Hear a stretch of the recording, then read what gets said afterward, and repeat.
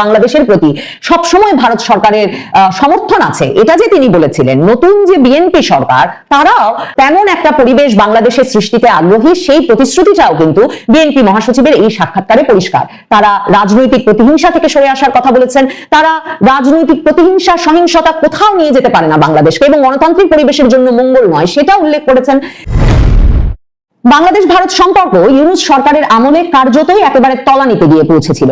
বাংলাদেশ ভারত সম্পর্কের ইতিহাসে দুদেশের সম্পর্ক এতটা খারাপ সম্ভবত এর আগে কখনোই হয়নি, মানে নিশ্চিতভাবেই বলা যেতে পারে এর আগে কখনোই সম্পর্কটা এমন জায়গায় পৌঁছেনি যে দুই সরকারের মধ্যে আলোচনার আর কোনো চ্যানেলই খোলা ছিল না। একেবারেই আলোচনার পরিবেশ নষ্ট হয়ে গিয়েছিল, বন্ধ হয়ে গিয়েছিল আলোচনার সকল দরজা।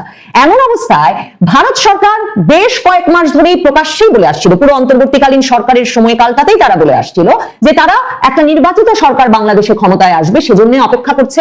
অনির্বাচিত কোন সরকারের সঙ্গে সম্পর্ক স্থাপনে তারা আগ্রহী নয়। তারা পূর্ণ কূটনৈতিক সম্পর্ক একটা অস্থায়ী অনির্বাচিত সরকারের সঙ্গে স্থাপন করে না। কাজেই তারা নির্বাচিত সরকার আসবার জন্য অপেক্ষা করছে। কাজেই বিএনপি নেতৃত্বাধীন সরকার, তারেক রহমানের নেতৃত্বে সরকার গঠিত হওয়ার পর ভারত যে খুবই আগ্রহের সঙ্গে হাত বাড়িয়ে দিয়েছে, সেটাতে একেবারে ভারতের শীর্ষ নেতৃত্ব কোনো রাগঢাক করছেন না। ভারতের প্রধানমন্ত্রী নরেন্দ্র মোদী, তিনি বাংলাদেশের ভোটের পরের দিন সকালবেলায় একেবারে বিশ্ব নেতৃবৃন্দদের মধ্যে প্রথম ব্যক্তি হিসেবে ফেসবুকে পোস্ট দিয়ে তারেক রহমানকে বাংলাদেশের নতুন নেতা হিসেবে অভিনন্দন জানিয়েছেন। বলেছেন যে বাংলাদেশের মানুষ যে তার প্রতি আস্থা প্রকাশ করেছে তারই প্রমাণ এই ভোট। এবং তারপর শুক্রবার দিনেই তারেক রহমানকে সরাসরি ফোন করেছেন ভারতের প্রধানমন্ত্রী মোদী, এবং ফোন করে আবারও অভিনন্দন জানিয়েছেন, ভারত বাংলাদেশ সুসম্পর্ক স্থাপনে আগ্রহ প্রকাশ করেছেন, একসঙ্গে কাজ করার আহ্বান জানিয়েছেন। এমন অবস্থায় বিএনপিও যে ভারত বাংলাদেশ সম্পর্ককে একটা যুক্তিসঙ্গত জায়গায় নিয়ে যেতে চায় এবং আবারও এই দুদেশের সম্পর্ককে সচল করতে চায়, বিএনপির নেতৃত্বের তরফেও সে বার্তা স্পষ্টতই আসছে। ভারতের শীর্ষস্থানীয় পত্রিকা দ্য হিন্দুকে দেওয়া এক সাক্ষাৎকারে বিএনপি মহাসচিব মির্জা ফখরুল ইসলাম আলমগীর বলেছেন যে ভারত বাংলাদেশ সম্পর্ক কোনো একটা বিষয়ের ওপর আটকে থাকতে পারে না, এবং ভারতে শেখ হাসিনা আছেন সে বিষয়টার মধ্যেই ভারত বাংলাদেশ সম্পর্কটা আটকা পড়ে যেতে পারে না।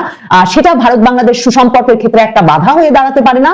দুদেশের সম্পর্ককে আরো ভালো করবার আগ্রহ প্রকাশ করেছেন মির্জা ফখরুল ইসলাম আলমগীর। তিনি বলেছেন যে তারা ইভেন বেটার টাইজ প্রত্যাশা করেন, আরো ভালো সম্পর্ক স্থাপন এবং প্রতিষ্ঠা করতে প্রত্যাশা করেন। মির্জা ফখরুল ইসলাম আলমগীর দ্য হিন্দুকে দেওয়া এই সাক্ষাৎকারে, গুলশান কার্যালয়ে বসে দেওয়া এই সাক্ষাৎকারে বলেছেন যে একদিকে যেমন বাংলাদেশ তার স্বার্থ সংশ্লিষ্ট যেসব প্রকল্প আছে ভারতের সঙ্গে সেগুলোকে আরো জোরদার করতে চায়, তেমনি তারা চায় যে মানে উন্নয়ন অংশীদার হিসেবে ভারতের যে ভূমিকা সেটাকেও আরো গুরুত্বের সঙ্গে নিতে এবং আরো জোরদার করতে।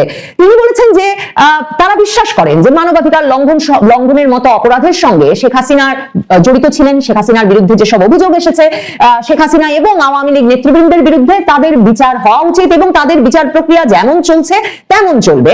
কিন্তু মির্জা ফখরুল ইসলাম আলমগীর বলছেন যে সেটা ভারত বাংলাদেশের যে বৃহত্তর প্রেক্ষাপটের সম্পর্ক, বিশেষভাবে এর বাণিজ্যিক এবং ব্যবসায়িক যে সম্পর্ক including trade and commercial ties, সেক্ষেত্রে এটা কোনো বাধা হতে পারে না। কারণ তিনি বলছেন we want to build even better ties, আমরা আরো ভালো সম্পর্ক গড়ে তুলতে চাই। মির্জা ফখরুল ইসলাম আলমগীর এরপর কিছু উদাহরণ হাজির করেছেন এই সাক্ষাৎকারে। তিনি বলেছেন যে মার্কিন যুক্তরাষ্ট্র এবং চীন তাদের মধ্যে সম্পর্কে, দ্বিপাক্ষিক সম্পর্কে নানা জটিলতা আছে, কিন্তু এসব জটিলতার কারণে তারা যে একের সঙ্গে অপরে কাজ করে না এমনটা কিন্তু নয়। কাজেই কোনো একটি ইস্যু বা কোনো বিশেষ বিষয়কে মাথায় রেখে ভারত বাংলাদেশ সম্পর্ক স্থবির হয়ে পড়তে পারে না। এবং সেখানে তিনি বিএনপির রাজনীতি, বিএনপির নেতৃত্বের ভারত বাংলাদেশ সম্পর্কের ক্ষেত্রে যে ঐতিহাসিক ভূমিকা সেটাও মনে করিয়েছেন। তিনি মনে করিয়েছেন যে 1975 সালে বঙ্গবন্ধু শেখ মুজিবুর রহমানের মৃত্যুর পর কিন্তু শেখ হাসিনা এবং তার পরিবারের অন্যান্য সদস্যরা যখন ভারতে ছিলেন, তখনও প্রেসিডেন্ট জিয়াউর রহমান ভারতে গেছেন এবং তিনি প্রাইম মিনিস্টার, ভারতের তখনকার প্রাইম মিনিস্টার মোরারজি দেশাইকে বাংলাদেশে আমন্ত্রণ জানিয়েছেন এবং বাংলাদেশে সফর করেছেন ভারতের তখনকার প্রধানমন্ত্রী। শুধু তাই নয়, মির্জা ফখরুল ইসলাম আলমগীর মনে করাচ্ছেন যে 1980 সালে যখন শেখ হাসিনা ভারতে বসে রীতিমতো প্রস্তুতি নিচ্ছেন যে তিনি বাংলাদেশে রাজনৈতিকভাবে প্রত্যাবর্তন করবেন,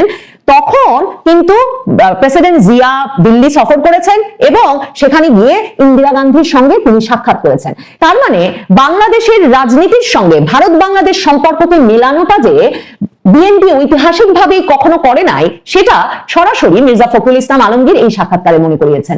প্রধানমন্ত্রী নরেন্দ্র মোদী ভারতের তরফে এর মধ্যে তারেক রহমানকে ব্যক্তিগত চিঠি লিখে তারেক রহমানের স্ত্রী ডাক্তার জুবাইদা রহমান এবং তার কন্যা জাইমা রহমানকে ভারত সফরে যাওয়ার আমন্ত্রণ জানিয়েছেন। ভারতের লোকসভার স্পিকার ওম বিড়লাকে ভারতের প্রধানমন্ত্রী তার প্রতিনিধি হিসাবে তারেক রহমানের শপথে পাঠিয়েছিলেন এবং তার হাত দিয়ে এই আমন্ত্রণের চিঠি গেছে। এই কথাও জোরদারভাবে আছে ভারতে এবং বাংলাদেশে যে বাংলাদেশের নবনির্বাচিত প্রধানমন্ত্রী তারেক রহমানের প্রথম সফর ভারতে হবে কিনা, বিশেষভাবে ভারত বাংলাদেশ সম্পর্কটা যখন এতটা স্থবির হয়ে পড়েছে এবং ভারতের প্রধানমন্ত্রী মোদী কিন্তু সেই আমন্ত্রণ জানিয়ে ভারতে তাদের জন্য উষ্ণ অভ্যর্থনা অপেক্ষা করছে সেই প্রতিশ্রুতি দিয়ে এরই মধ্যে এই মানে ওই প্রত্যাশা ব্যক্ত করে রেখেছেন যে বাংলাদেশের নবনির্বাচিত প্রধানমন্ত্রী খুব শিগগিরই ভারত সফর করবেন এবং তার মাধ্যমে ভারত বাংলাদেশ সম্পর্কটা একটা নবযাত্রা শুরু হবে। মির্জা ফখরুল ইসলাম আলমগীর তার